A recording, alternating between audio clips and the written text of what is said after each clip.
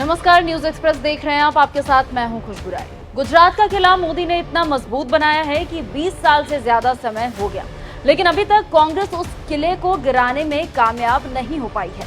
लेकिन अब उपचुनाव में 3 नेताओं का करियर दांव पर लगा है। देखिए एक खास रिपोर्ट।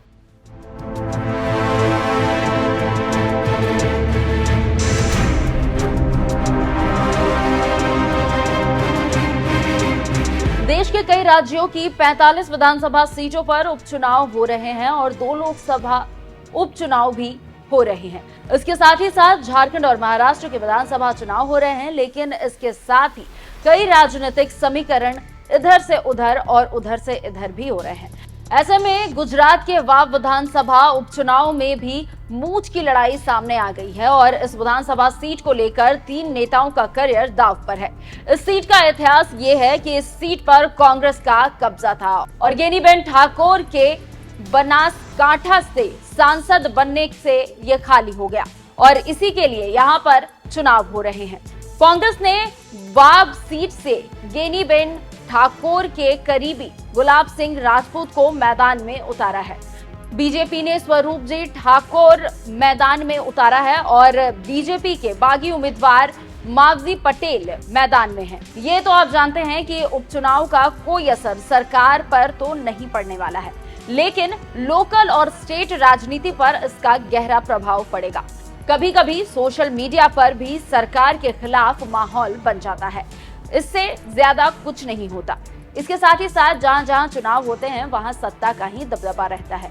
लेकिन बनासकांठा के वाव विधानसभा उपचुनाव में हवा सरकार के विरुद्ध चल रही है और गेनीबेन ठाकुर के प्रचार से बीजेपी की सांसें अटक गई है।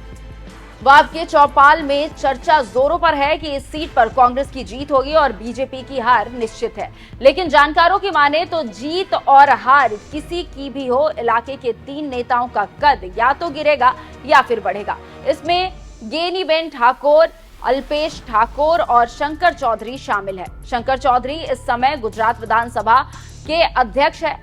अल्पेश ठाकुर कांग्रेस से होकर बीजेपी में आए हैं। ऐसे में उनके लिए भी ये अहम सीट है। अगर गेनीबेन ठाकुर गुलाब सिंह राजपूत को जिता लेती है तो निश्चित तौर पर सिर्फ गुजरात की राजनीति में ही नहीं बल्कि कांग्रेस के अंदर उनका कद और मान दोनों बढ़ जाएगा।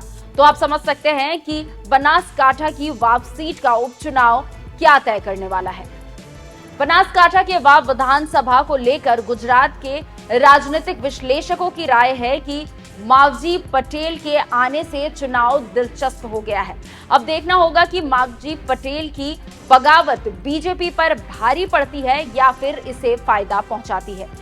एक दूसरे विशेषज्ञ का कहना है कि बीजेपी बनासकांठा की जमीनी संदेश को नहीं पढ़ पा रही है, इसलिए उसे पहले लोकसभा हार मिली और अब विधानसभा उपचुनाव में हार मिलने वाली है।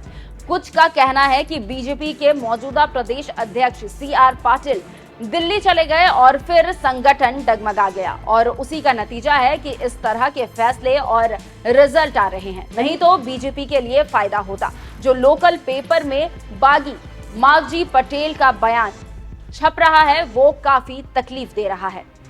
मावजी ने CR पाटिल को निशाने पर ले रखा है। इसके साथ ही साथ बीजेपी के पूर्व नेता शंकर चौधरी पर भी निशाना साध रहे हैं। मावजी कहते हैं अगर कुछ अच्छा काम किया था तो उन्हें विधानसभा क्यों बदलनी पड़ी। तो आप समझ सकते हैं कि कैसे वाव उपचुनाव में लड़ाई चल रही है। अब देखना होगा वाव में पंजा खिलता है या फिर कमल। इसके साथ ही साथ क्या कांग्रेस के 3 नेता आगे निकलते हैं या फिर नहीं, देखना दिलचस्प होगा।